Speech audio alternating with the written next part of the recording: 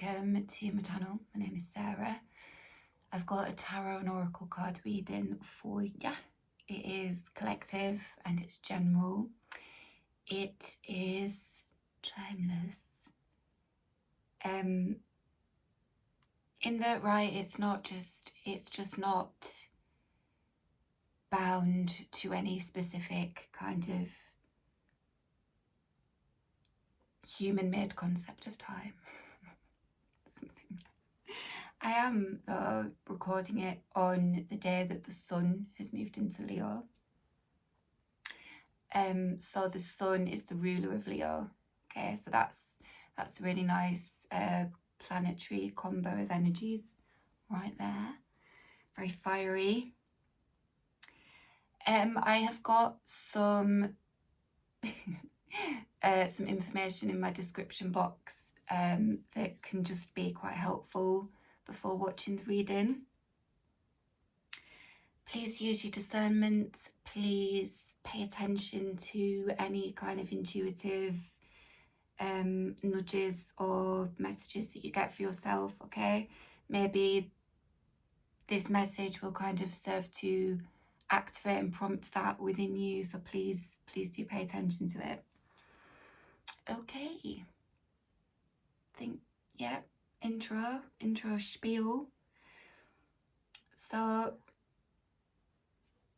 get right into this one today. Blue, Morpho and Kiwi, which is quite hard to make out in the card.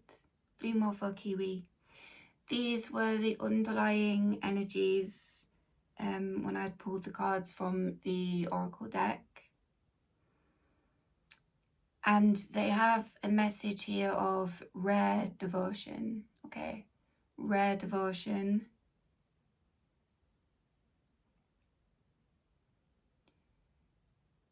Rare devotion.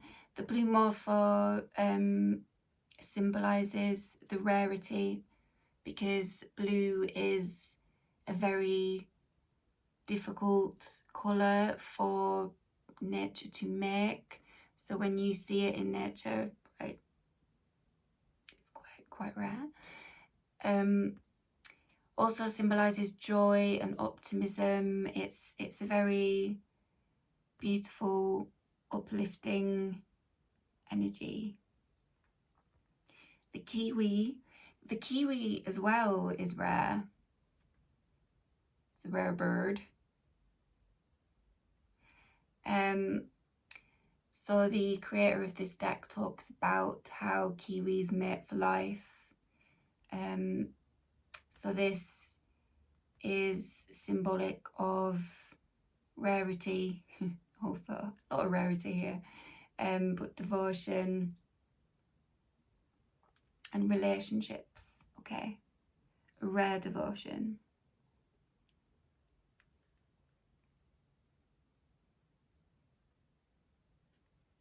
Something there about flight and wings, but I think come back to that.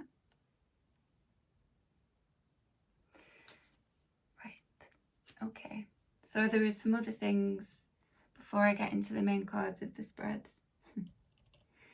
Right, so I think it's been about a month since I recorded a message and put it online. And I think the last couple of messages, it was toward the end of each recording where the idea of home was kind of mentioned. It started to come through, this idea of home.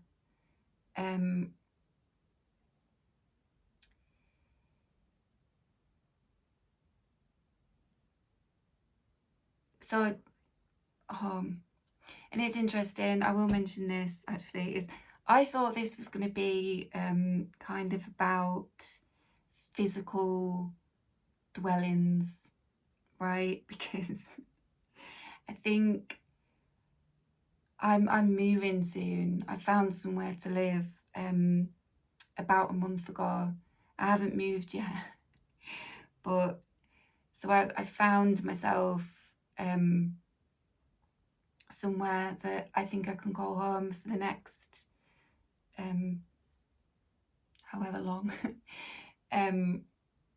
So there was that, but then there was just generally, like, I would hear people talking about like housing, and I had really vividly in my mind a kind of bit of documentary footage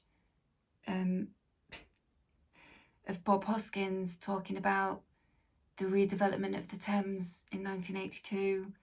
And I just, and when I rewatched it, what I'd not remembered about it was he was talking really a lot about housing.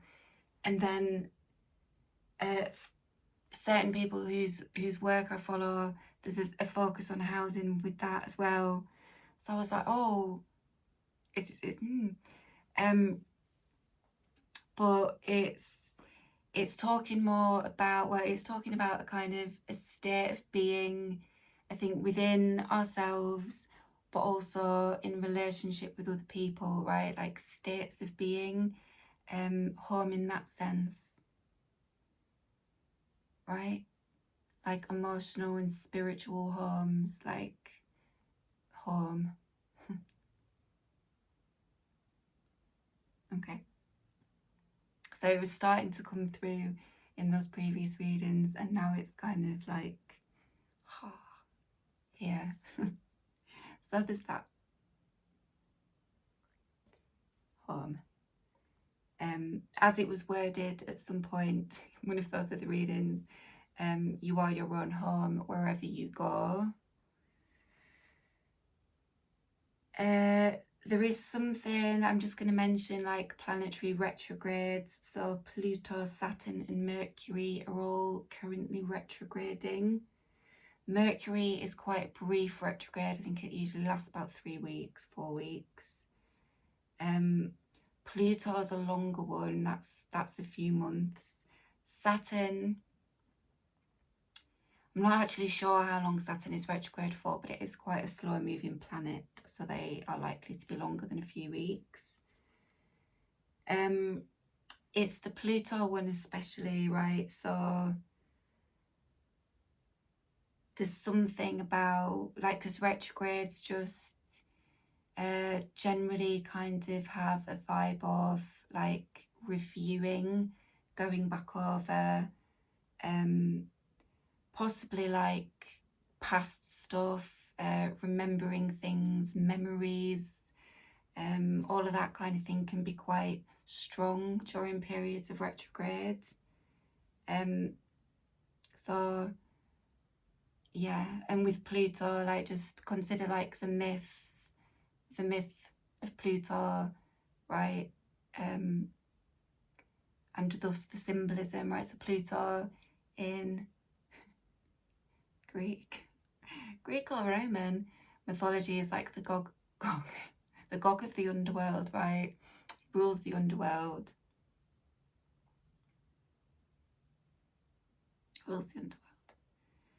So there's a proper kind of chthonic sort of vibe with Pluto. Modern ruler of the sign of Scorpio. I mention all this because of natural cycles. Well, you'll see why I'm mentioning it when I start talking about the cards, actually. So, right, I've written here like processing the past to some extent, maybe with something quite specific, okay?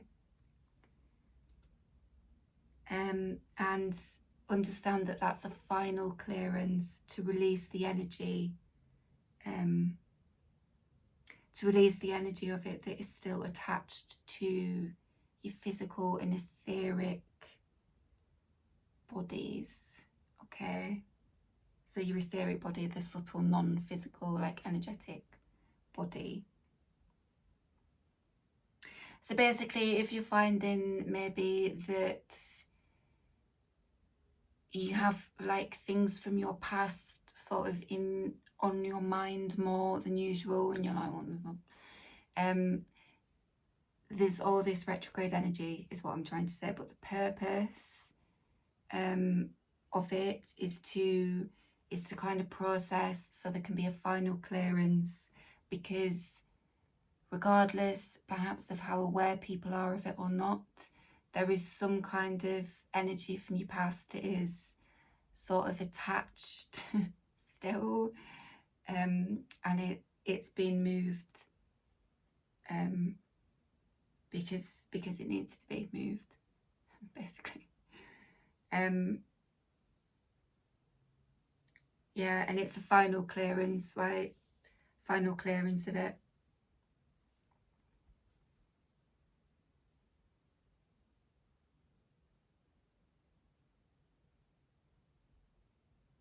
Yeah, so just know that will pass, because having past experiences and things come up can be not always pleasant or not always like happy. So just know that there's that planetary energy, right? So it will shift and change. It won't, and there's a purpose to it. It's to clear. It's just had my dinner and my stomach's making noises. Anyway, okay, so right, anything else? Right, so in the main cards of the spread, there is a definite somatic vibe in it.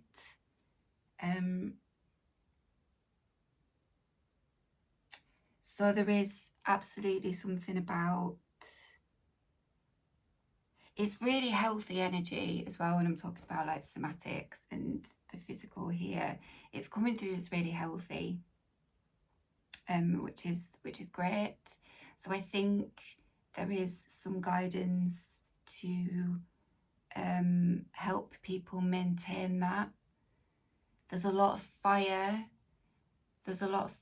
So, and it's healthy fire, right? It's showing up healthily. So I think possibly some guidance coming through the cards to ensure that the fire stays healthy and doesn't get burnt out.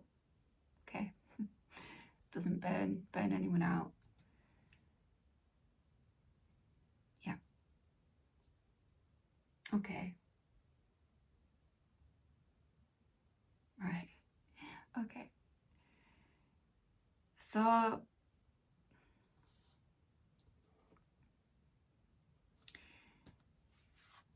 the first card of the main spread that came out with the tarot was Lune, the moon. So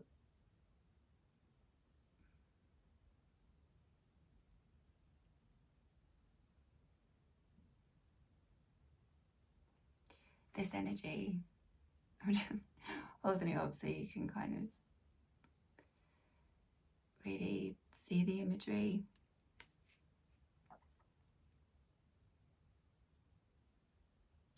Came out, the oracle that came out with it was Jellyfish. Right.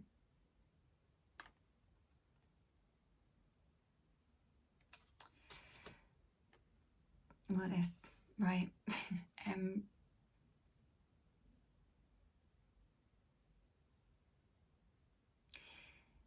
This is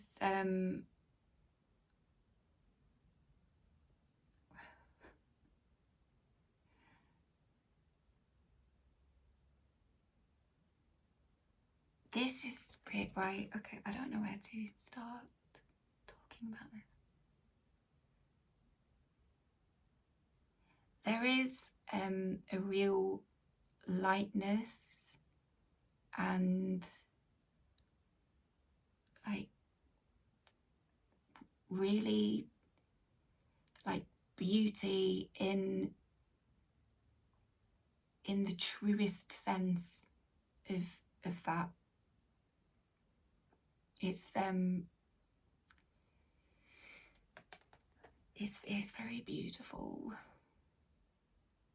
So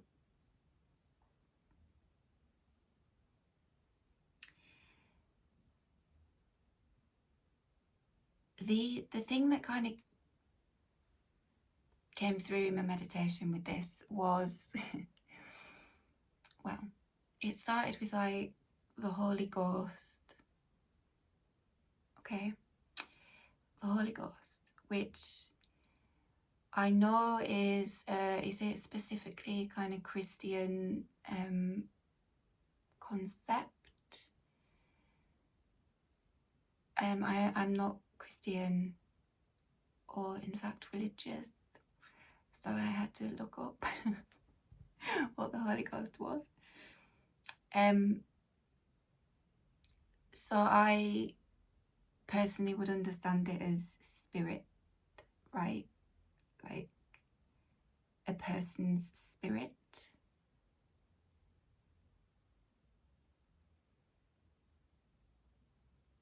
It's like the true essence, like the true essence of a person. So it's got this real true beauty to it. So, right, Holy Ghost, the divine quality of God manifesting in the world. So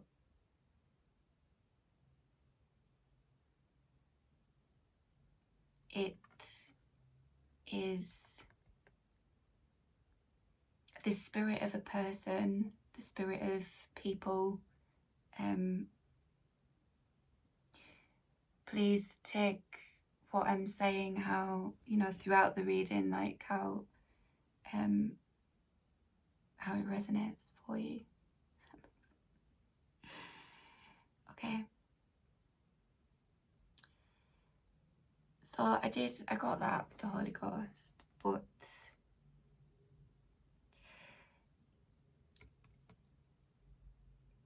then I just kind of kept getting this sentence, and it was just like, because of course you do. Because of course you do. Of course you do. Just of course you do. And there was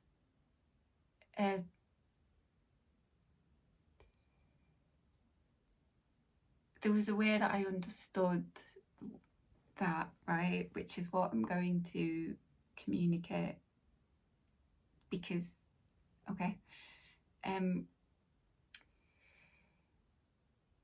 so it means I have to mention my job again, which I'm pretty sure I said I will never mention my job in a reading again. Here we are. Okay, right, because basically I, for the past few months, have been, part of my job has been working with somebody in the, right, it is my job to do this for somebody. They, about 5 or 6 months ago, moved into their end of life, right? They are in palliative care, and they are receiving end of life care. And in that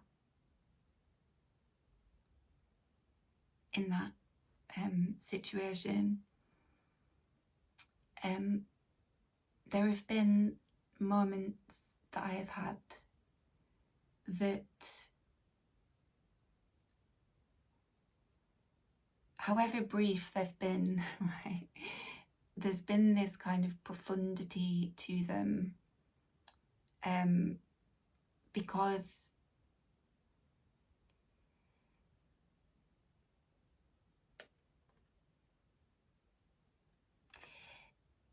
the thing with doing end-of-life care as a job is, or as part of my job, right, is that you are doing it in this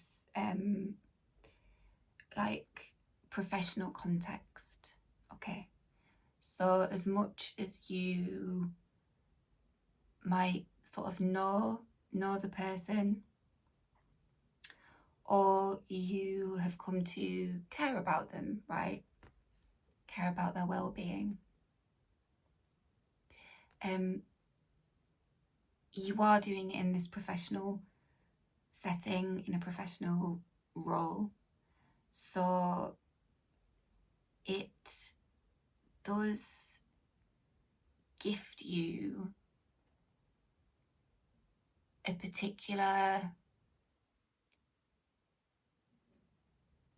well, it gives you a particular gift of being able to kind of view something with this detachment, okay? Because you don't have the same level or degree of emotional investment or relationship with the person, because you are looking after them professionally, right? It is your job. So even though you care, you don't have that same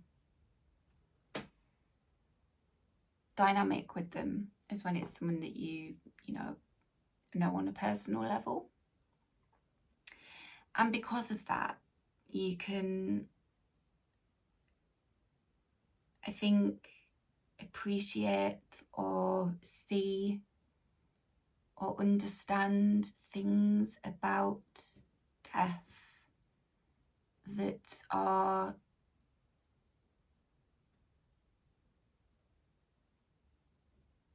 much harder to see when there is really heavy grief that kind of dominates, right? Which is more the case in when it's somebody in our personal life, right? And so these small moments of profundity that I've kind of had, brief, without this understanding that love and death is like they're all kind of the same. There's this real beauty in death, and there's this real lightness and dignity and beauty. Do I keep saying beauty? In it, in the same way that there is with love, right? It's very beautiful. And yeah, so love and death, right? It's like there's just this real beauty. But I'm saying that because it was how I understood what the Holy Ghost aspect of this energy here was communicating. And I was like, oh, right.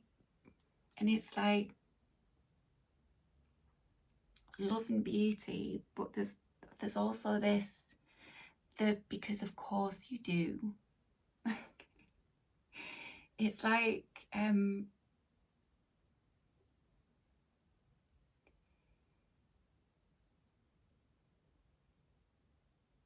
it's because it commands a kind of reverence, right? Like death, right? Somebody who is at the end of their life, that it commands a respect in a very gentle, loving way, but there is this reverence, and it's like it's something that you submit to because what it is so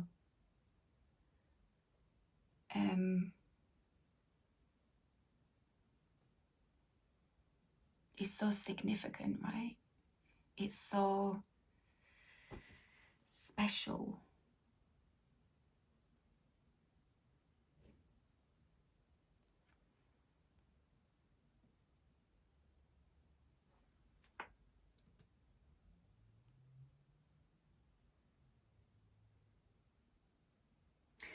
Right, so it because of course you do, it's like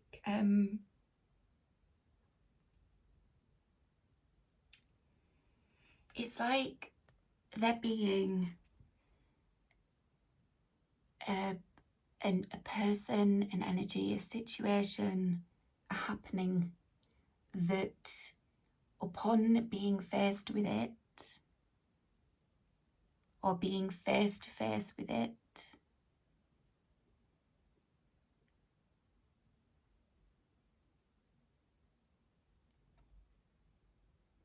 the beauty and the significance of it, it's like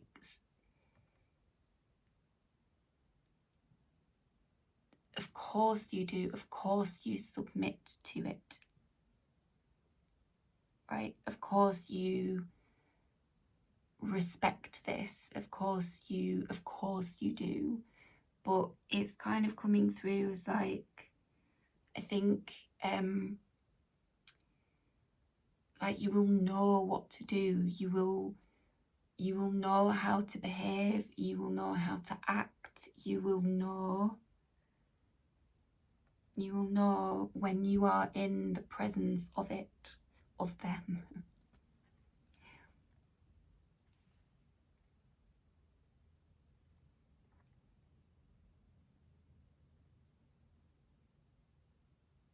Because, yeah.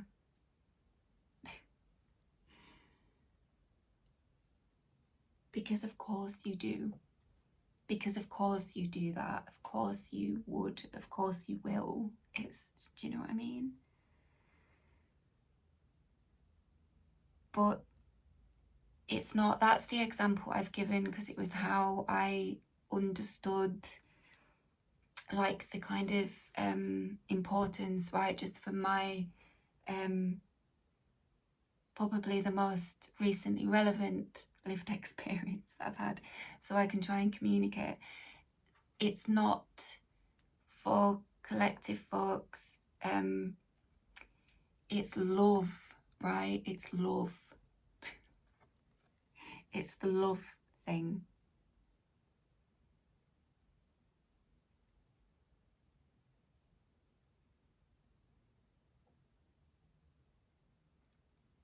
But it's a bit of that Pluto energy as well, right?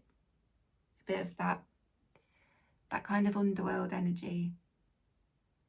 So it's love and death, but it's all beautiful, and there's this kind of submissive, or not submissive, there's just this kind of course you do, of course you submit to that, of course you do.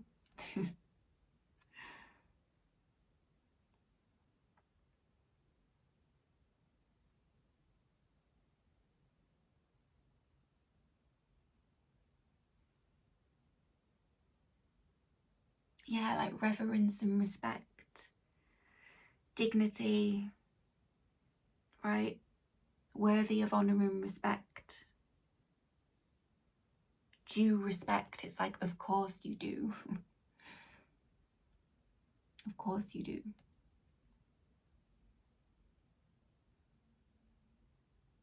Right? It's like an inbuilt natural mode of moving. It's like it's a natural movement. It's like you will know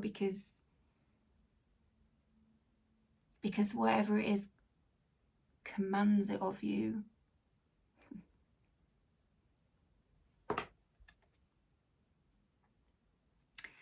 There's also something about like 0222. And repose, right? So, which means to be situated or kept in a particular place. But also it can mean harmonious arrangement of colour and form.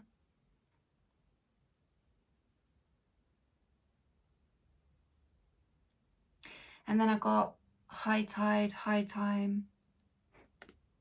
And she's surrounded by hydrangeas, right?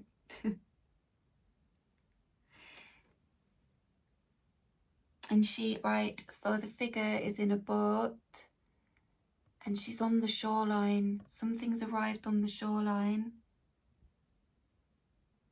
Something's no longer out at sea, out at metaphorical sea. It's arrived on the shoreline. It's there.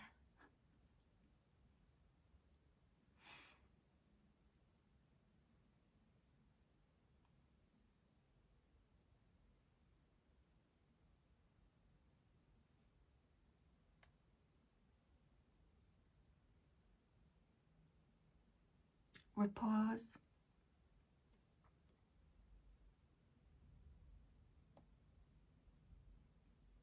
High tide, high time though, right? So high tide is when the tide is in. And because she's in the spray on the shore, there's a suggestion of tide has gone out. We've got the tide pool here as well, a bit further along, which they are formed when the tide has gone out as well, aren't they? Aren't they? So something's been brought in. Something has been brought in. The natural cycle. It's right. So all these hydrangeas, I got a little bit sort of into all the colour symbolism of the flowers because I love hydrangeas. I think they're really pretty. So I got a little bit into all of that. Of like the colours of hydrangeas and what it means. But white flowers, regardless of what genus they are, very symbolic always of kind of like purity and kind of honour and grace and those kinds of things. But hydrangeas, white hydrangeas, symbolic of new beginnings. Okay, so new beginning, washed up on the shoreline. Not washed up. It's been brought to shore. The new beginning has been brought to shore. Emotional, right? It's all this water. The new beginning has been brought to shore. High tide, because it was high fucking time. High time. Right, which can talk about something that is kind of overdue or it needs to happen.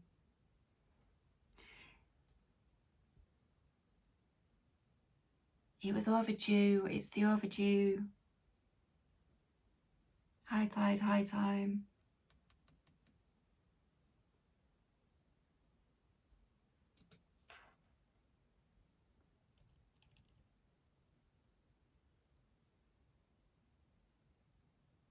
Okay, yeah, I'm not going to go into all the different hydrangea things because I think I got really sort of into it.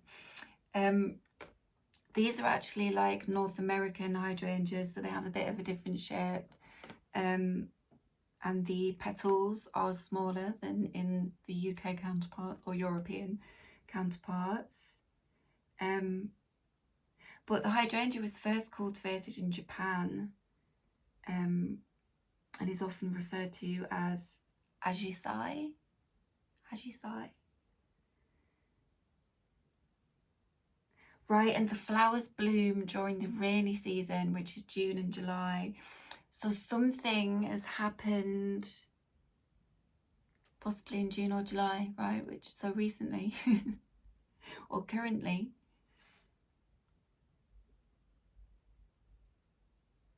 Because it was high time. Right, so in Japan, the flower is associated with heartfelt emotion, understanding, and apology as well. And they can symbolize also unity and togetherness. Rare devotion. Yeah, and gratitude and understanding for someone else as well.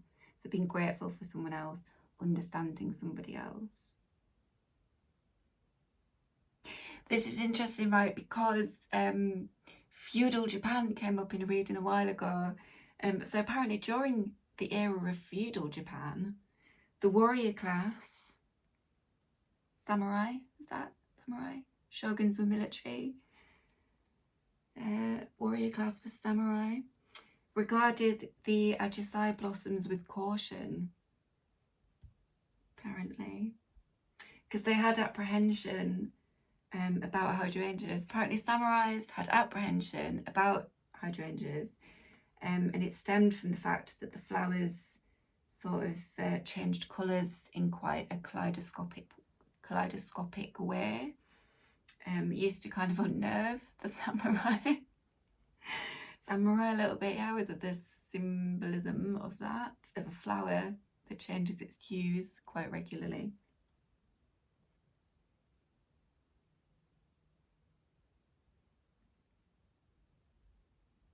So I don't know whether it's that phenomenon that was known as Nanahenge, Nanaheng, or whether it was hydrangeas were known. Anyway, Nanahenge, which means 7 transformations. 7's always an important magical number. Laptop's doing funny things again.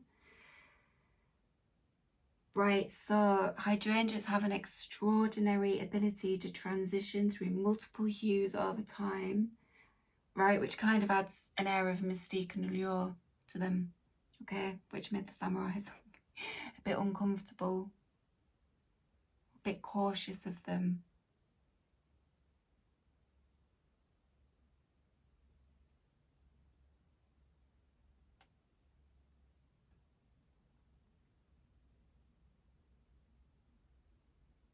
That's interesting, okay, all that, because of all the blue hydrangeas.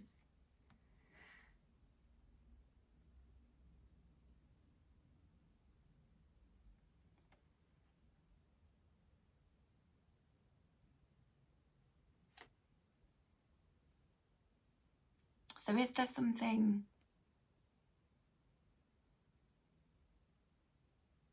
is something about the allure or the, like, the mystery there, talking about feudal Japan, how the samurais felt about hydrangeas. There's something about, right, perhaps something not being understood, or maybe something that isn't constant or changes, right, ebbs and flows with the tides, with the lunar energy. So maybe there is something that isn't understood, or it's that, right, it's the transformation, the going through changes, perhaps the loss of a particular state of being and moving into another, which could be represented, right, so the changing hues, right, a hue being one state and then the hue kind of shifts and transforms and there's another state, right, transition. So death, very significant, transition, but remember, we are talking about love.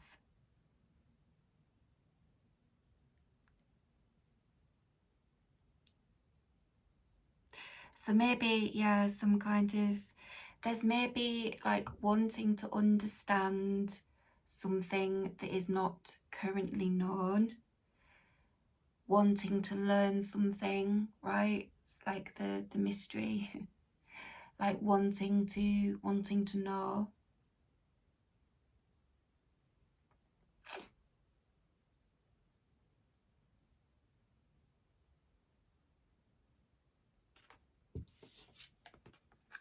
Jellyfish.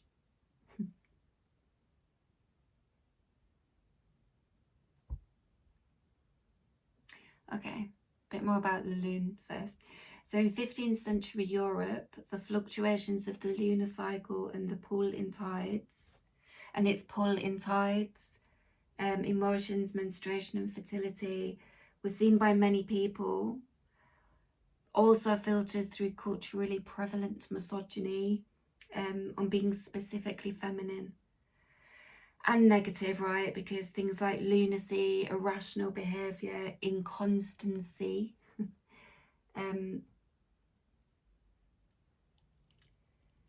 traits Europeans of the time associated with the full moon and, by extension, women, right?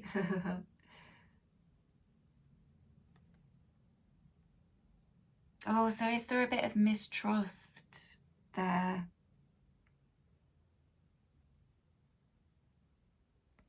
Is it mistrust, or is it just like there's an unknown kind of thing going on? I think maybe somebody wants to know something. They're quite eager to know something.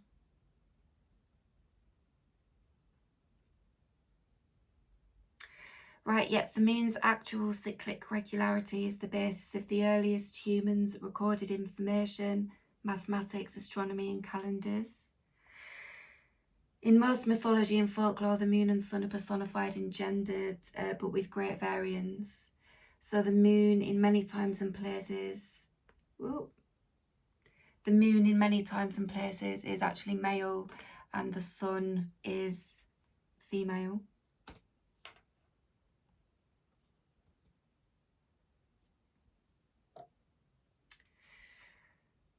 Right, and in 1687, the Zen Buddhist poet Matsuo Basho wrote what is translated into English as the moon glows the same.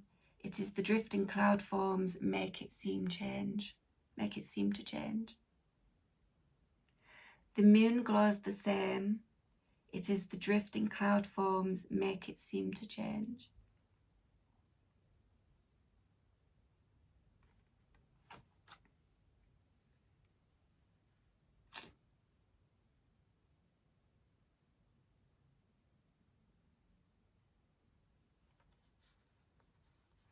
Right, but with the jellyfish started bringing in this kind of sense of motion and the flexibility of time as well, right? But then in my meditation, it was very clear. It said, be flexible with regard to timing. Move equipped, catch what may, and embody flexibility. A flexible nature will be alien to some, but it will serve evolution of states. Decentralization.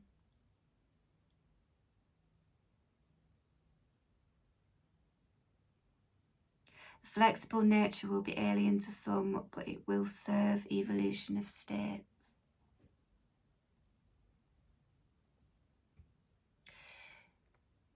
There's more about flexibility coming in.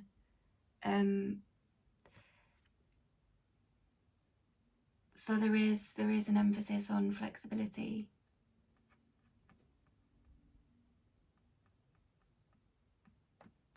Why am I tapping? Why am I tapping this?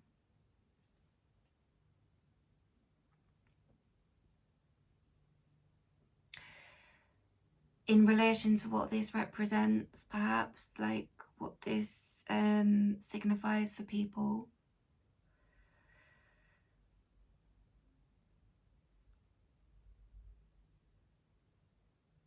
Some of it's already landed, remember that. Some of it is already on the shore, right? So even if we take the very well used metaphor of the ocean being like the unconscious, you could take the shoreline as being conscious, conscious awareness. Something has already arrived there, okay? So it could be awareness of this new beginning, right? Awareness of the new special thing that has been so emphasized in previous readings. This is because the new thing is home. Evolution of states. Home as a state of being in oneself and with someone else or with other people. Evolution of states.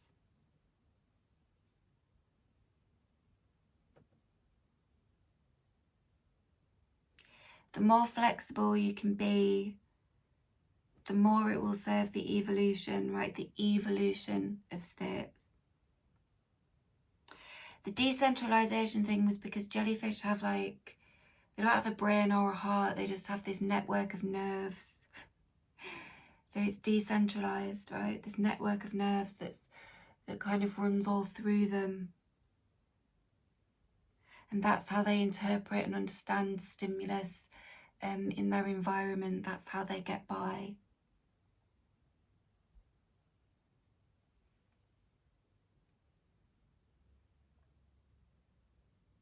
Okay. Be back. Okay, the jellyfish moon. Have more to say. So the jellyfish and that network of nerves and the idea of decentralization. Okay. They have a simple body structure. Simple structure, okay?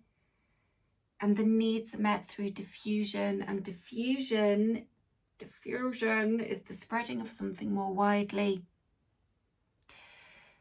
So the new beginning is going to diffuse.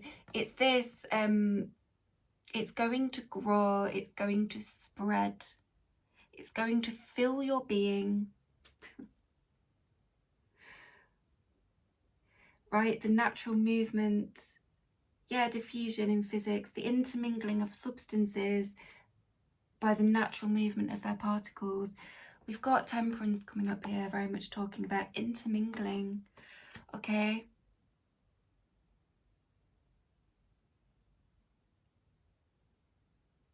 So know that, okay, it's going to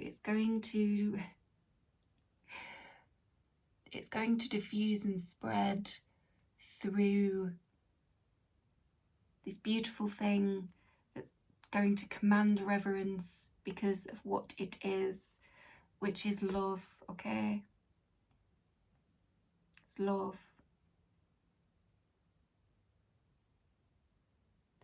Very spiritual, man.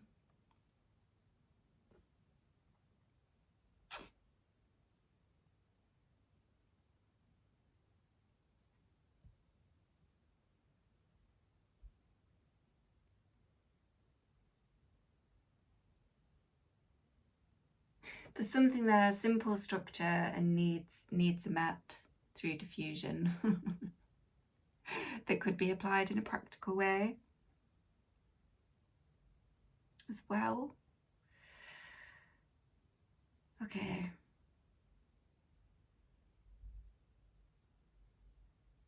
Right, that was all the jellyfish wanted to chat about. Right, so the moon, back to the moon. The creators of this deck write about like a parallel realm of reality interrelated with our waking life. There's something here about dreams, okay? Something might be showing up very prolifically but very gorgeously in your dream state. But what is going on in that realm is interrelated with your waking life, right? So what's going on in the dream state feeds into your waking life feeds into your dream state. They're interrelated. Diffusing, right? It's kind of a natural process, but there's some importance to that. There's something about your dreams. what was it? What was it? About dreams maybe being the most reliable kind of, being the most accurate narrative at this time. So pay attention to them. If there is something that somebody's wanting to understand, right, maybe you understand it through your dream space, or there's something there for you in your dream space to help you understand it.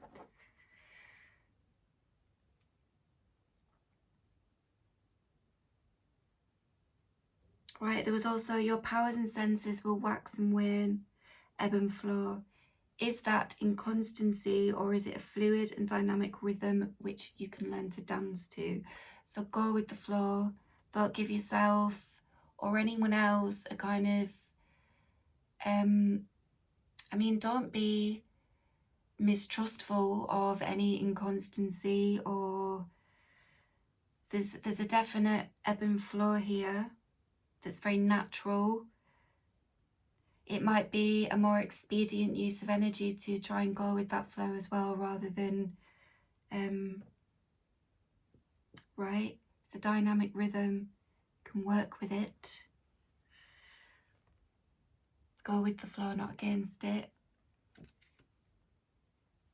Okay, so the next cards that came out were this, what is it? It's the Valet of Batons, it's the Knight of Wands, came out with Scallop, right? As this is quite funny. So these, like visually, you've got this Knight of Wands, you've got a King of Coins, and you've got a King of Wands, all looking in the direction of Lune, right? They're all looking in the direction. Check out the thumbnail of the video and you'll be able to see. Right, so fire, quiet with the Knight. The Knight is fire of fire as well, right? Knights denote movement and a dynamism, right? So there is the idea starting to come in here of like this sort of movement towards wanting to take action, towards wanting to do something. There is a fiery focus in, I think, in the direction of Lune. Right. So the Scallop is a typically feminine energy, right? Indicates like a feminine vessel, which is interesting, as there is a feminine figure in a literal vessel here. Right, so there's something quite funny. It was coming through as quite sexual, which possibly, right, that's going to keep coming up as I discuss the cards. But I think it's talking about like Mars energy generally, right, which is that kind of drive and motivation and that sort of dynamism and action, taking action, direction. It's the idea of directive here. So it's that, but if we're talking about Mars energy, then that would definitely incorporate like sexual drive as well. So right, but remember I was saying it's coming through as healthy, healthy. So, but it was, the Knight was bringing in this, started to bring in like physicality, right? But there's also this idea of like bringing out the taste, savouring, right, which is enjoying or appreciating something, but also there is excitement here as well. There's excitement about it, like a quickening, an enlivening, energizing. Maybe it's quite consuming.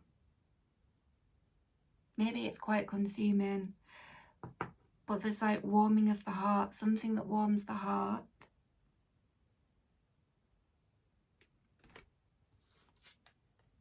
Warms the heart.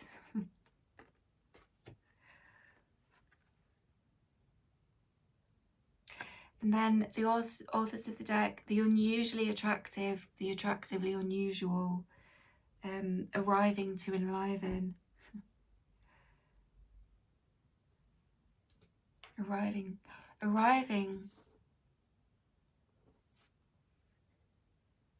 So I've been talking about kind of arrival on a shoreline here. But then this knight is a very active energy. Ah, so there are two different types of arrival going on here, and it's enlivening. Enlivening arrival. Oh, something has arrived on the shoreline and it's enlivened. It's enlivened somebody. Some people, it's enlivened. Oh, right, yeah. There's excitement.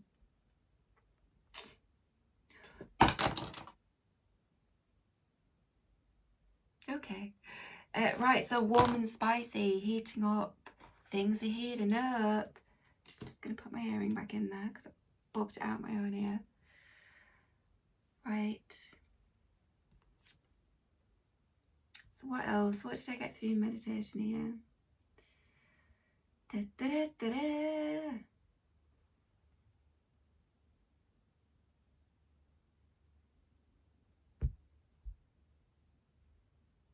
Right, the chrysanthemum.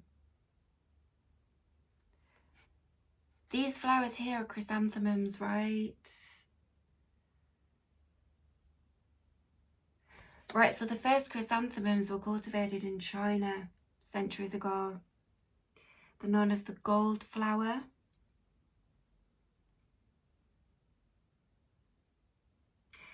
Right, okay. The boiled roots were believed to provide headache relief. Something about headaches. Right, okay. Okay. Right. Japan, right? Japan again. From China, the chrysanthemum made its way over to Japan via Buddhist monks in AD 400. Soon after its introduction, the Japanese were so enamoured by the flower that it was soon adopted on the emperor's crest and official seal. Kiku is the Japanese name for chrysanthemum. But it was that, being so enamoured by the beautiful flower. So that idea of being enamoured by something. Enamoured, enlivened, excited. Okay.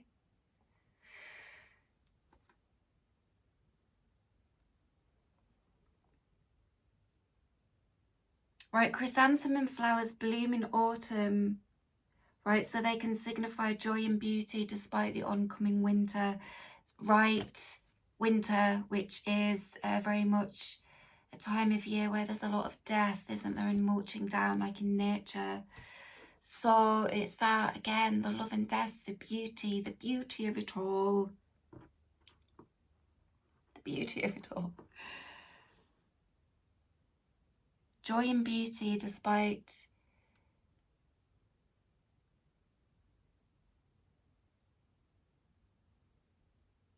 whatever's breaking down, right? Whatever things are kind of ending, maybe on a much more wider collective one. Joy and beauty despite that. Joy and beauty despite that.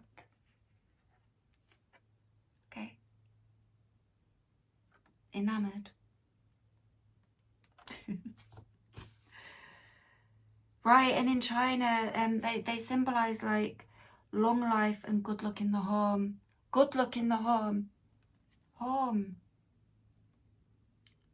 Long life and good luck.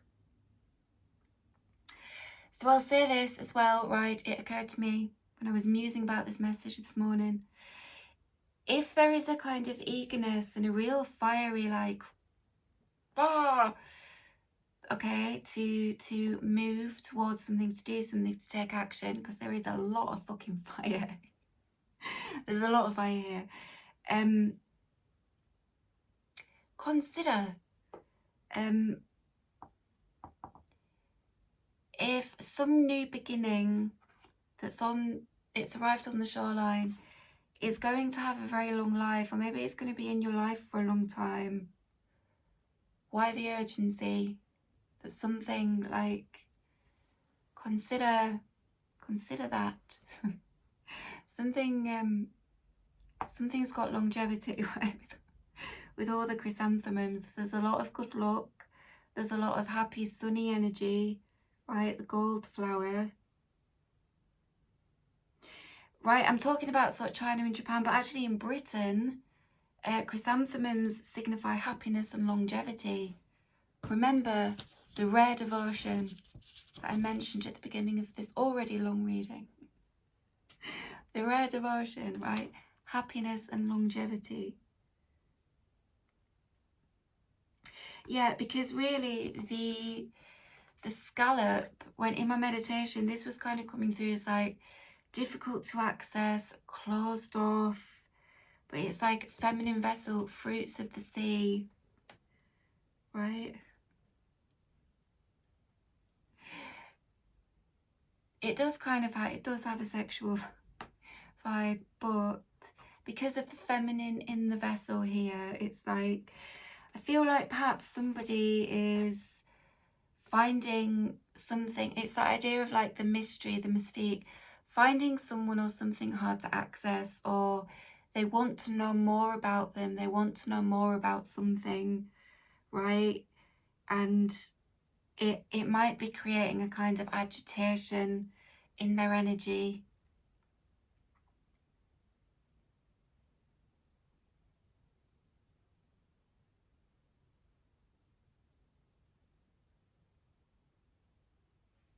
Because there can always be like distance implied with the moon as well, like moon energy. It doesn't have to be a long distance. It could be whatever distance. It could be like emotionally distant, right? In the sense of there isn't emotional closeness with something or someone yet. It's only just begun. It's only just, right, arrived on the shoreline. And that comes from getting to know somebody as well, okay? So there's only going to be so much that you can learn from a distance. The distance has to be closed in that, right? You have to get to know somebody, okay? So it's not that something's kind of closed off to you, it's just like you have to sort of get to know somebody, right? Before you can get to know certain things.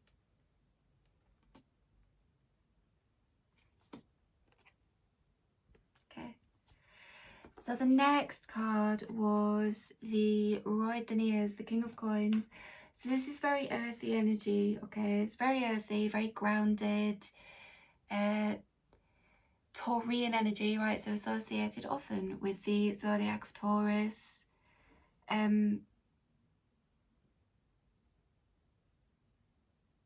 But this is very physical again. But if this is talking about like a person's physical body, this is like an aspect of their energy, is this this Knight of Wands. It's like the excitement. This is the excitement that is like springing forth from them. It's like it's there. It might really show up in like physicality as well, right? We can move when we're excited. So it could just be like this eagerness. Healthy, energized fire though. It's good, man, it's good. But this would be like the physical body, like the, right? But there's green hydrangeas here, right? Which they indicate like renewal, rebirth, prosperity, good fortune. It's the lighting company in my video. New beginning and fresh starts, capital letters, fresh starts, positive energy, good health, good health. There's good health here. just to remind us, okay, that it's the love. It's the love. When new beginnings come in, it means that things end as well. So what I was talking about at the beginning of the video about the Pluto retrograde and how things from the past might be coming up because they're being cleared, right? It's because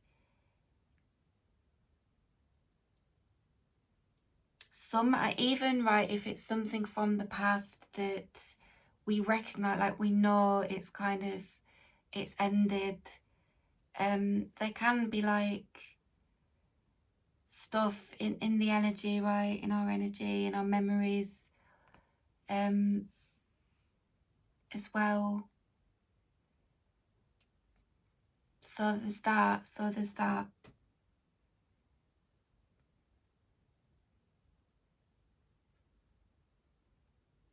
When new beginnings come, there's something else ends. So clearance. Okay, so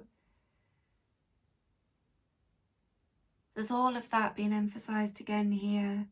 I think the good health is really important. With all this, like king and knight energy with this person or these people, it's two kings and it's a knight, but it feels like it's talking about one person, right? So when I'm saying people, it's like all of these energies would indicate an individual, but then it could apply to lots of different individuals. You see what I'm saying? But there is something being emphasized about the good health here. So I'm saying it's very healthy fire energy. And I think there's some kind of tips or some advice to sort of maintain the healthy fire as opposed to getting burnt out. Okay. So there's also red and orange carnations. I love carnations. So red and orange, like passion, love, admiration, vitality, all that kind of stuff. But it was funny, this King of Coins came up in another reading as like this kind of low-key, abundant figure. So I've written that here, like low-key, but then also, so Loki, you know, the Norse god of mischief. So it did have this proper like cheeky vibe to it, right? Which was that sexual thing that I was picking up on. It's like this vitalized fun things. It's like a bit cheeky, like passionate, right? Because there's this vitality, because the fire is healthy now. There's this good health, right? So it's this healthy vitality. There's this possibly like a playfulness, right? It's like cheekiness. Nice energy, right? But with this, right, so the authors of the deck says significant materia or someone who dispenses them are accessible to you. But remember this one saying they're looking at Lune here. But this one is abundant also. Very well developed king energy, but super abundant. The King of Coins, like coins is material. The material world very generally, okay? So it could be many things, but they're very abundant, they're very healthy, fucking glowing this gorgeous fiery energy. So they hold significant materia that is accessible and they dispense possibly or likely in some respect, but they are looking over here at Lune. So everything that I was talking about with that card, okay, is also significant materia. Okay, they came out with tide pool. So something has arrived for them as well, right? You see what I mean? Like the high tide, high time. It's like the tide has been high, it's gone out, but it's left a gift. It's indicating like the new beginning, right? New beginning. The new beginning. But it was interesting with the title in my meditation, I got the word directive, right, which is involving the management or guidance of operations. And then I got guidance, it's handy.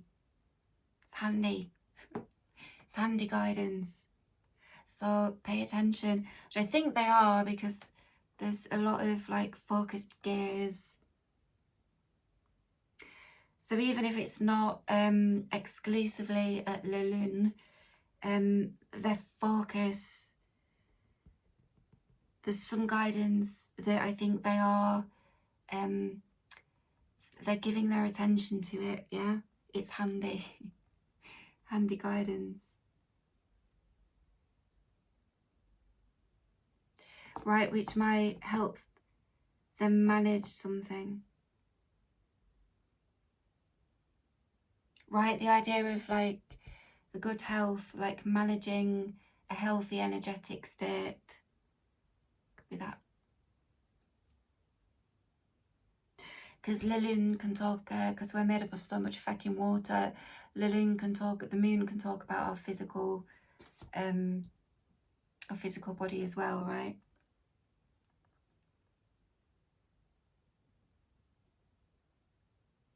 Everyone's healthy, it's all beautiful. So there is a kind of support to maintain that, right? What else is there? Oh my gosh, chrysanthemums. We've kind of gone past it, but Japan love them so much they've got like a festival of fucking happiness around chrysanthemums. So right, very happy. It's that idea of revering again as well, isn't it? There's this idea of just thinking something is so beautiful and so special and significant that there is this, like, of course you submit to that beautiful thing. It kind of commands it from you in a gentle, beautiful, natural way, right? Because of what it is, because of its nature. Because of its nature. There is an enormous amount of respect. It's a lot of respect. Because it's got a lot of dignity to it, right?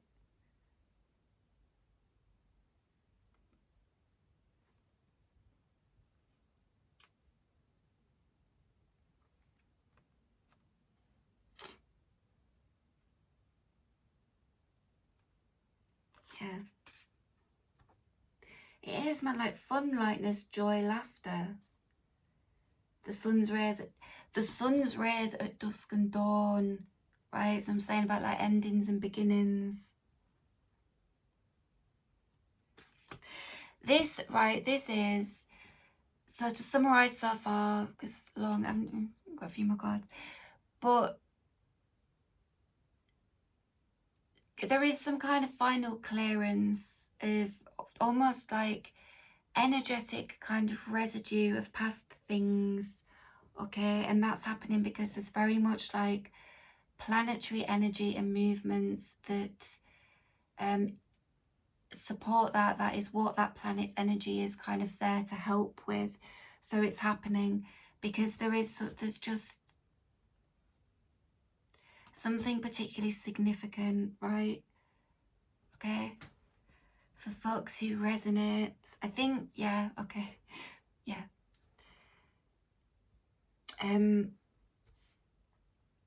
So it's like, okay, yeah, I don't know what I was gonna say then. Mind went a bit blank. So sorry, yeah, so it's to kind of also make sure, I think, that physical health. So you've got the energy to, because in other readings there was this idea of like, make space, you know, like trim and prune, make space. So I suppose this is kind of very energetic. It's like just clean up your energy, clear it all, so you've got the freshest, healthiest new beginning, right? The freshest, healthiest self, right? For you to go into your new beginning. Yeah. Right, so the next was this Roy Batons, right? The King of Wands came out with Frog. The frog is very much an energy of like renewal, man, like renewal, and the water. So there's an emotional, very abundant.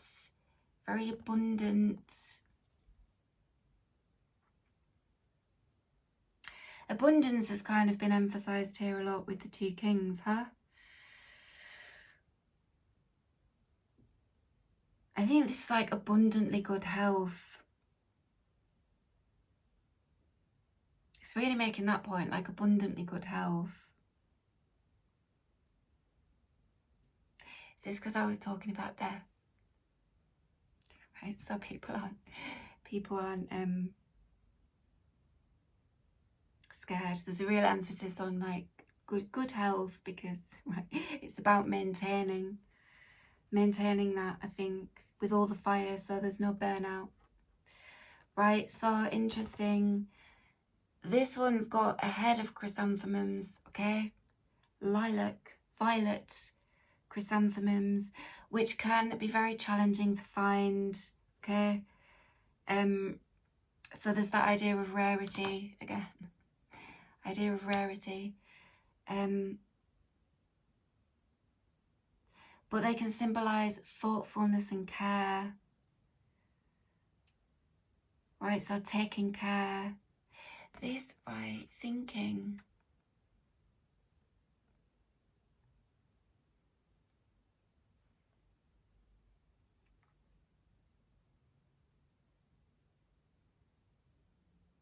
So this is fire as well. So if the knight is kind of representative of an aspect of these king energies, right? It's like this kind of aspect, particularly fiery aspect. Okay, then the king of fire is, I've sort of understood it as it's like the embodied fire of this king of earth, right? It's like the fiery energetic body of this king of earth. This is why I'm talking about like maintaining healthy fire and not getting burnt out, right? So it's kind of really being able to command your own fire.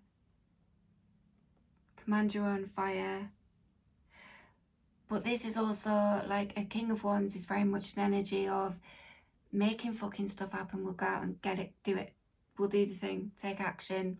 So that thoughtfulness, right, could be thinking about how to approach something, approach with the knight, thinking about what approach to take, taking care to consider, considering what approach to take. I've also written on fire with eagerness. There might be a bit of like nervousness or anxiety as well. So it's that idea, perhaps there's like a fear of loss. So again, like nothing's going to be lost to you. If there's anxiety about that, right?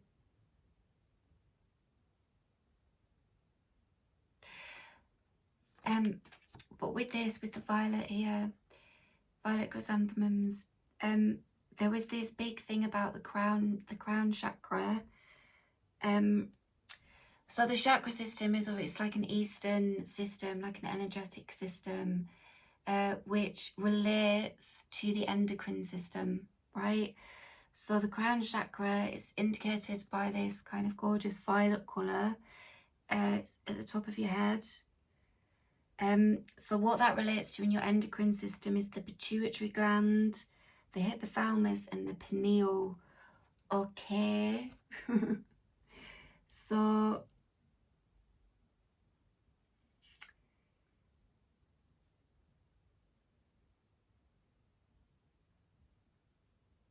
where's that? Where did I write that down?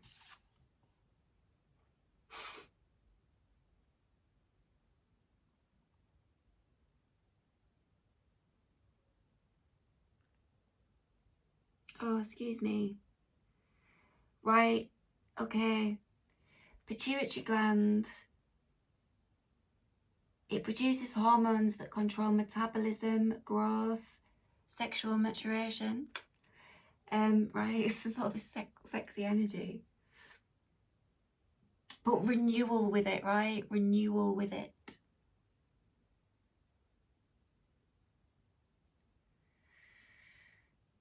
Hello. Right, also blood pressure. Blood pressure and other vital functions, okay, it works in conjunction with the hypothalamus to regulate the endocrine system. So it's actually really important, pituitary gland, crown chakra, for regulating your entire system. Do frogs drink through their skin as well, right? So all through the system. What was I saying here with the jellyfish about the diffusion? There's something about, yeah, right, your hypothalamus is situated near the pituitary gland and regulates the pituitary gland's hormone production. It's involved in maintaining homeostasis and regulating the body's internal environment. Okay. So homeostasis is really important, kind of regulated system, balanced. Okay. There is, with this, with temperance, it's about like regulating, maintaining the regulation. Because there's good health here, there's good health. The pineal gland produces melatonin, which is a hormone that regulates sleep-wake cycles and circadian rhythms. So, okay, all of that. So there is, I'll be honest, right, it kind of mainly came through because of the chrysanthemum tea being good for headaches, and he's got a head full of chrysanthemums. There's something about headaches. So it might be preventing headaches or to help when headaches come up. There's something, chrysanthemum tea might actually be very helpful. You can buy it from herbalists. If you need to kind of talk about it with a herbalist, please do. You know, if you're taking any kind of prescription medications, just be mindful of herbal things that you take. But it could massively be a heads up about the benefits of chrysanthemum tea. The herb chrysanthemum, there might be other ways that you can use it, but tea is just a very good, easy, accessible one for people, right? So to help if you suffer from headaches, but also as like a preventative thing. Because there's all this health and like renewal, it might be that it might be more preventative, right? It's to maintain the good health. But there's also something so about sound because of the crown chakra. So because the seven, I mean there's loads of chakras, but there's 7 main ones, right? There's your crown, there's your third eye, there's your throat, there's your heart, there's your solar plexus, your sacral and your root. There's something about root here as well, the root chakra here. right, with the earth of the King of Coins. The element associated with the root chakra is earth. So it's right, it's to maintain the steadiness and the stability within yourself, with your health, right, within your actual physical body.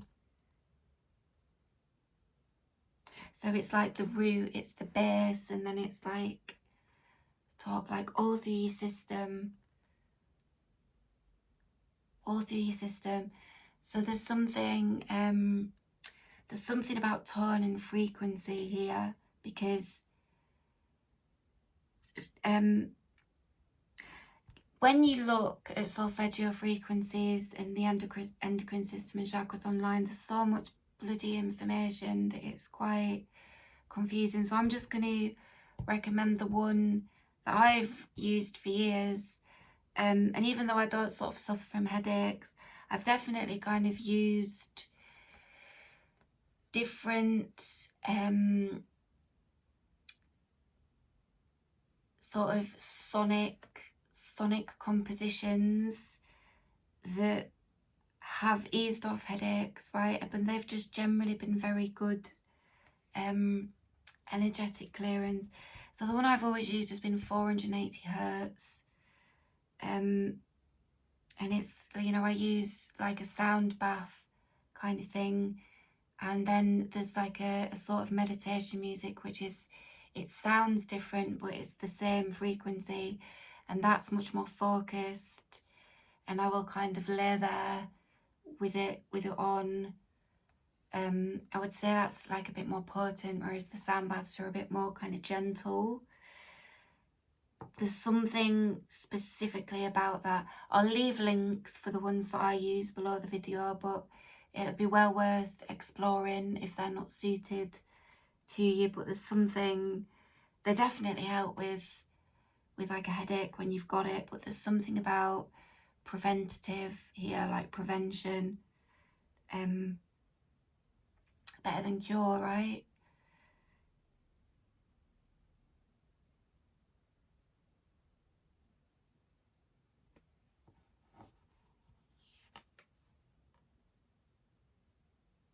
And everything I've spoken about with the different hormones.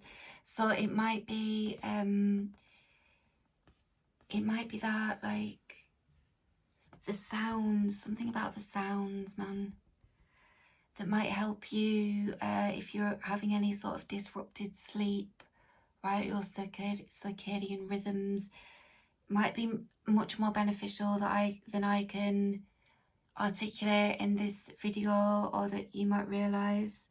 There's something about the sound. So maybe a starting point with 480 hertz and see how you get on. But all of those, like hormones, like the balance. So any headaches might have been because those hormones were out of balance, right? So if the headaches have eased off, or if they've stopped, it might be suggestive of a more balanced kind of hormonal and sort of going on in your physical glands. So if you want to maintain that, because hormones are a delicate balance, right? It's important that we do what we can to maintain a symphony there with those.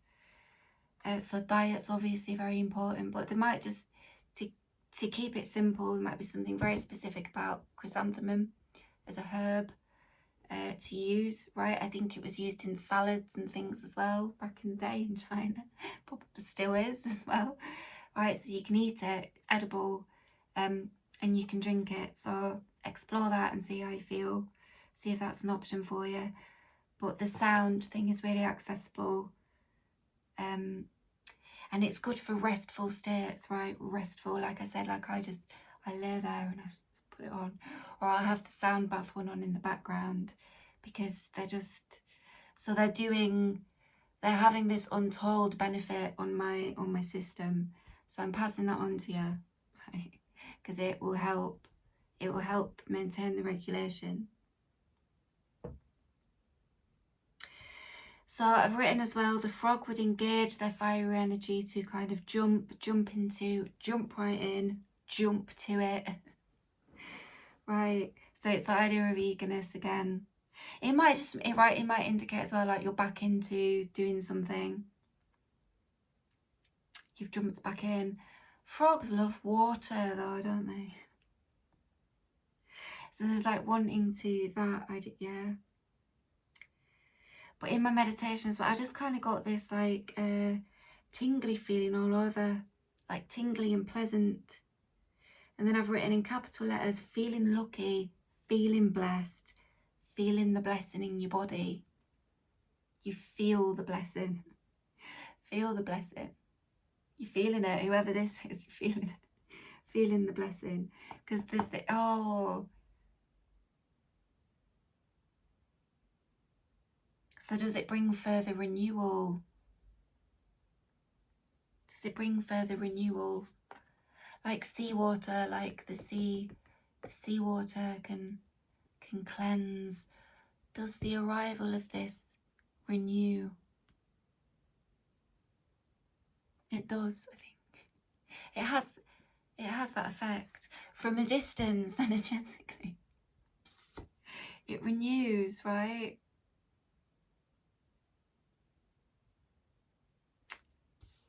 Find it renewing.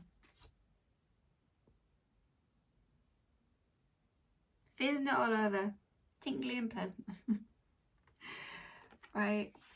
Okay, was there anything else with that? Because that was like the bit that was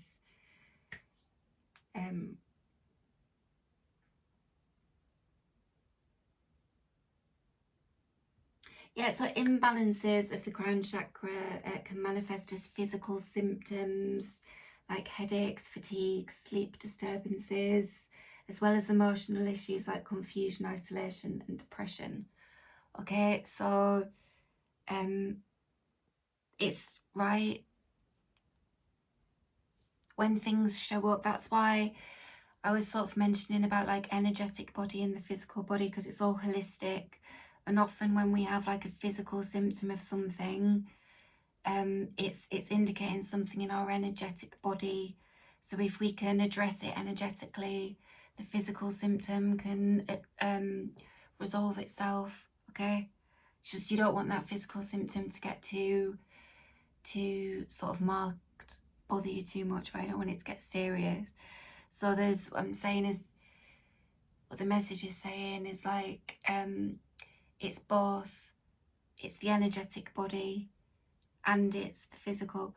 So that stuff from the past that's being cleared in your dreams, in right things happening, that might be kind of having an impact on your physical well-being, or maintaining a physical well-being more than you maybe realise. So understand that there's a holistic nature to things, right? And yes, you have to take care of your physical self in ways like eating healthily, like nutrition, exercise, but there's also this kind of thing about understanding like the impact of things on your energy and what you can do for yourself energetically as well. So there's something about the sound. Explore the sound, right? Explore the sound. Right, so the next card was Temperance, that came out with Weeping Willow.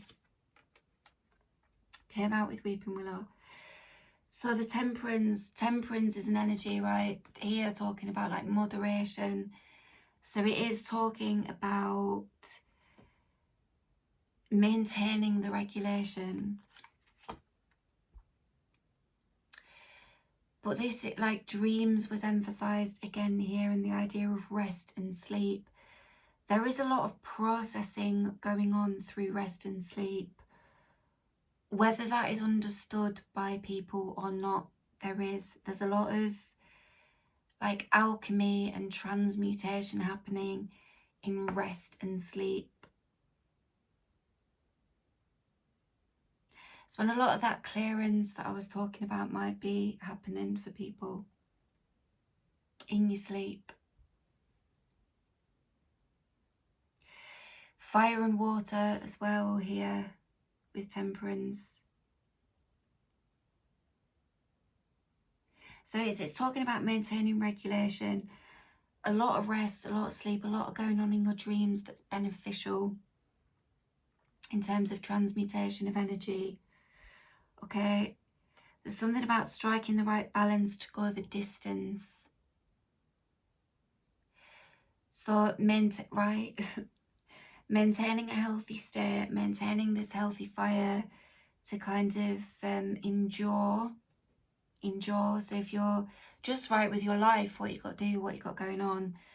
A King of Wands, King of Coins energy would suggest someone who's very active, quite busy, like building, you know, they're doing stuff.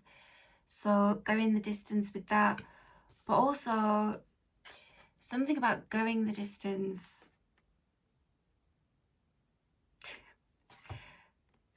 Something about going the distance.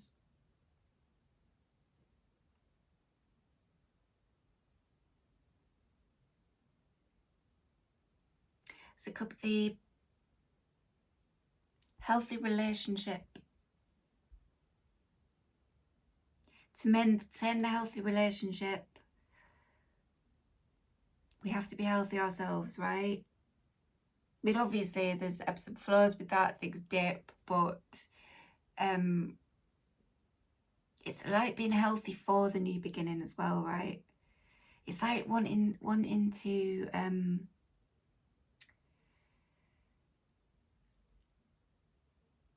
really be embodying like your healthiest self, or like that is actually what's happening. That is actually what's happening. So it's just giving some gentle nudges on how to maintain it. Right. Harmony achieved through skillful balance and sensible moderation. The vessels mingle their contents rather than remaining separate or pure. There's something a bit saucy, right? Something a bit saucy. There's intermingling. Intermingling, right? There's a combination. There's a coming together. There's a coming together.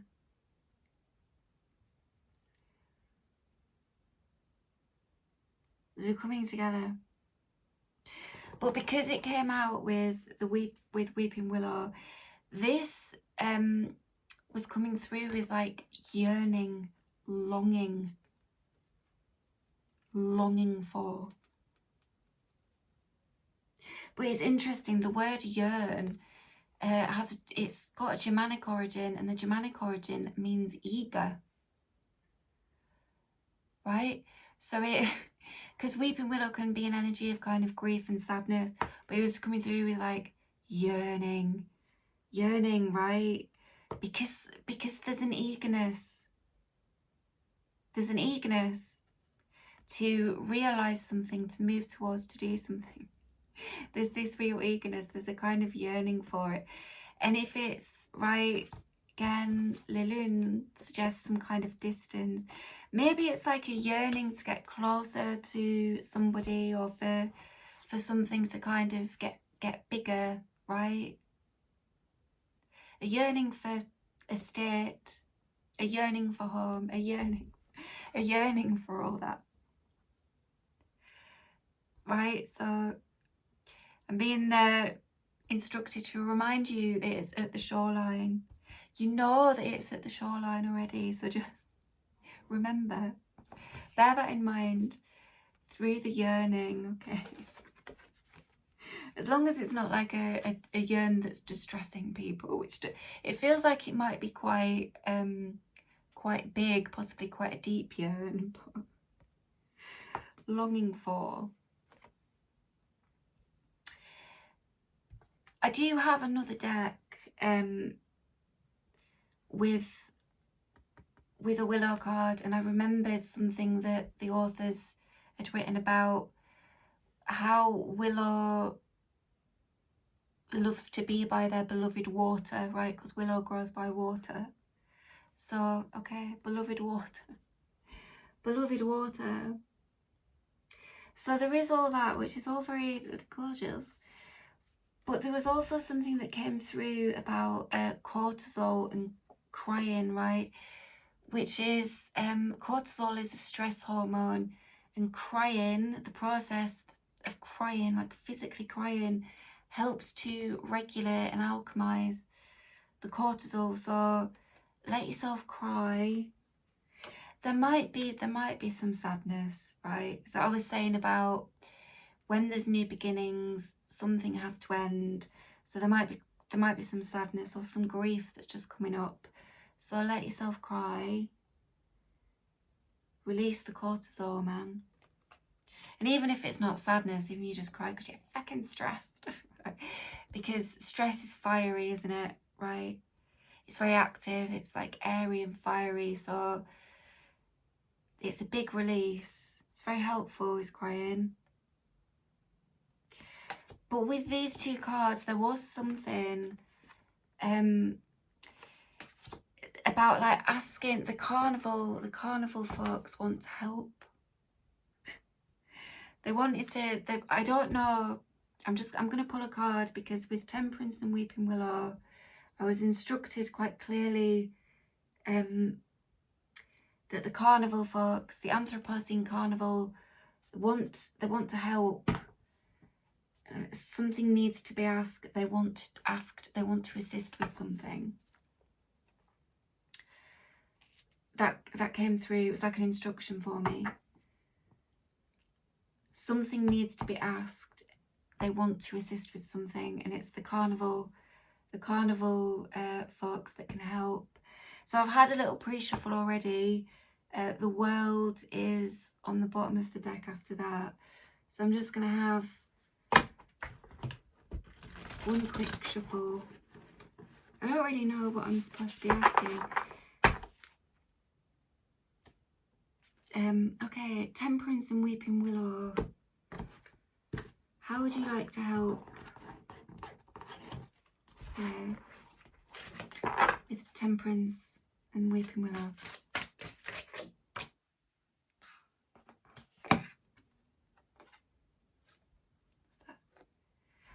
Oh, interesting. Right, okay, it's the Six of Swords.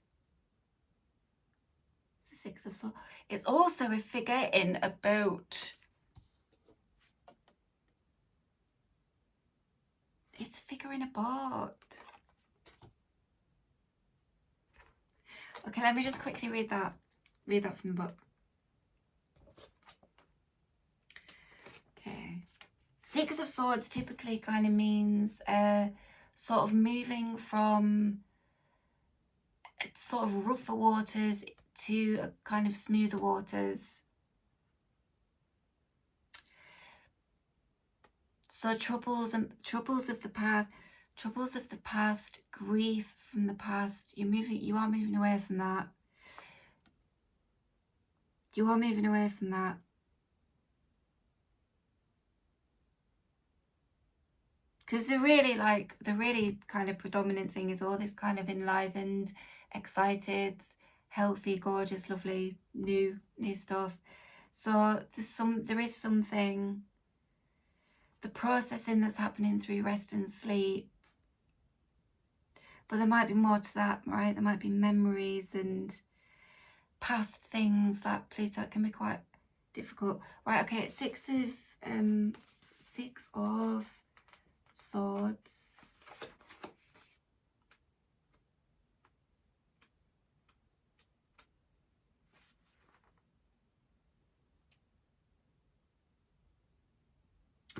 Okay. Do you feel the hurtle towards the sun in the arc of the blessed dead? Are your heavy limbs ferried by Charon across the Styx? Then trow your cargo overboard and don't look back, and set your course set for a new destination. Difficulty cannot stay put forever. Travel brings you somewhere easier or someone to help.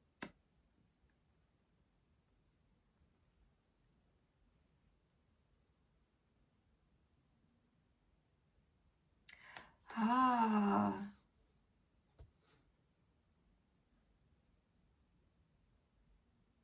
Both figures.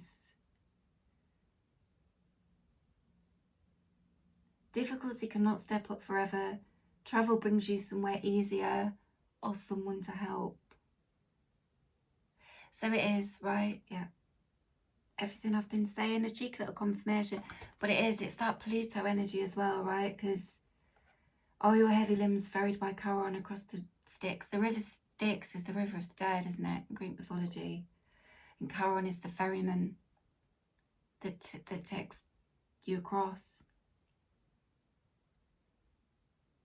Throw your cargo overboard. There is, right? So it's that energy of things that are being cleared with that Pluto, god of the underworld. That Pluto retrograde. It's to lighten what is your energetic body, right? Because there's this new beginning. It's lightening your Lord, man, lightening. So that is what's being processed in rest and sleep. Alchemizing and regulating. Achieving harmony.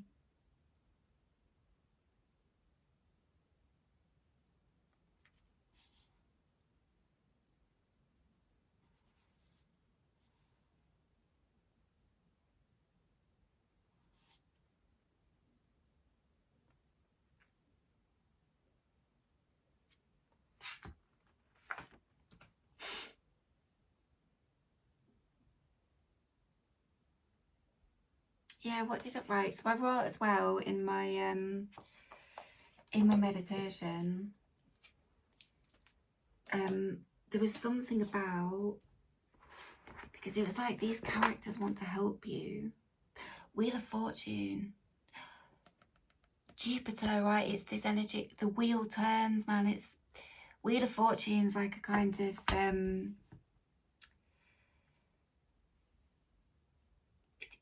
I mean, Jupiter's often associated with expansion and like benefic, right? Benefic planet, like beneficial, expansive. I'm quite wanting to say the word like destiny, but right, Latin root, destination, because right, you're on your way to your destination.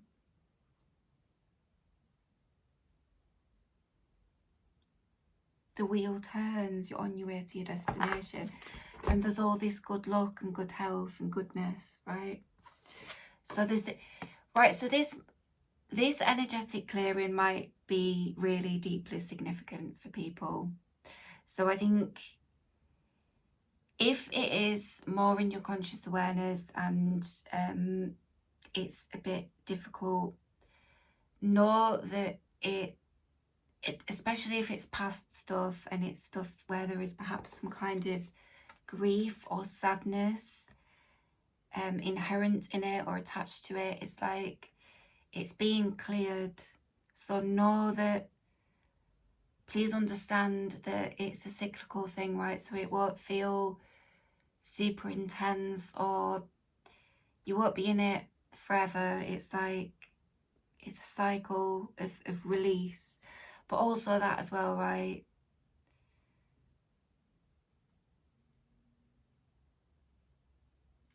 It's like a state of being that maybe you've been in for a very long time, or you're very kind of attached to, like memories that we're very attached to. So I mean, it can be quite difficult. It's maybe why they wanted to help. They wanted to help. It's like, because you are moving from possibly like some heavier times to much brighter, healthier ones.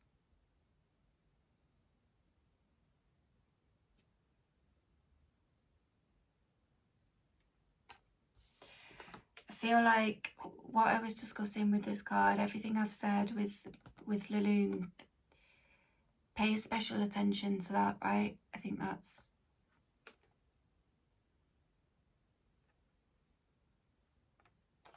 right, because what was that? Significant material or someone who dispenses them are accessible to you. Help you with the movement, right? And then, oh, this is so long again, man. Shit.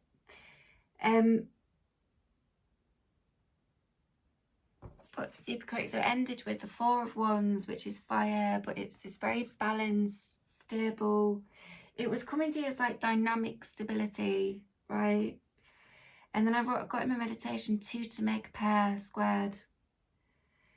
And then capital letters like doubling down to continue to do something in an even more determined way than before, right? But there's this stability with it, so it's like that healthy fire is kind of stabilized. It's not like erratic fire, it's good, healthy, good fire. And it came out, so doubling down, yeah, fervent determination. Came out with the shark. So the shark was this idea of like maximum evolution, because it survived 5 mass extinctions.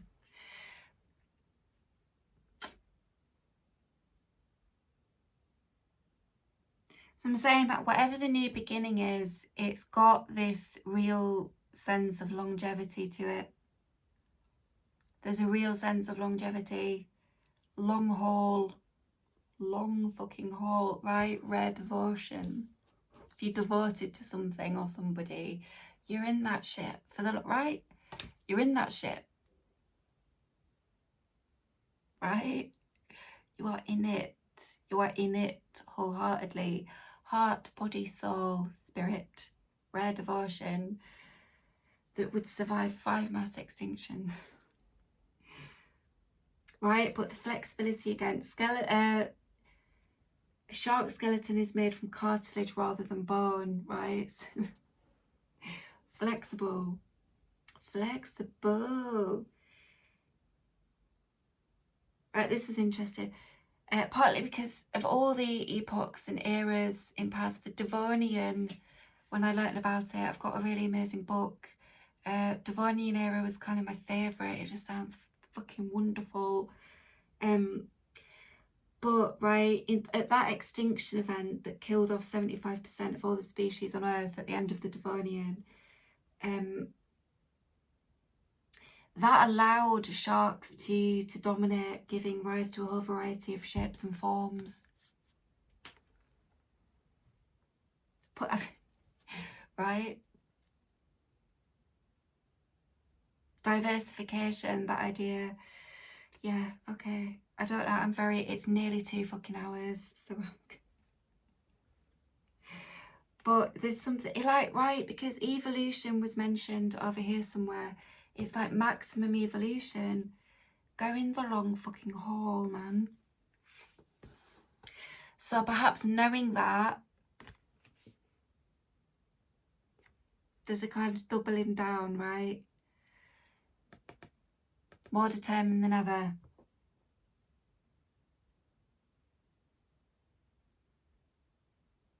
There's no need to fear any loss here, right? Which I understand can be easier said than done, but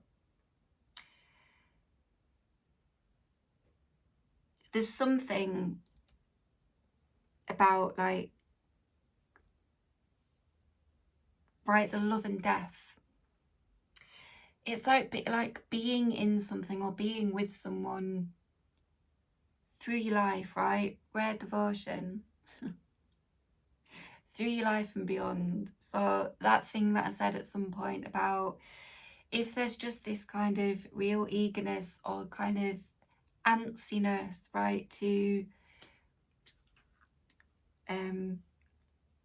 rush something. I don't know if it is that, but, you know, like, just consider if you had some kind of inference of how long something was going to be in your life for, would you still have that same antsy, like, I've got to do something about it right now?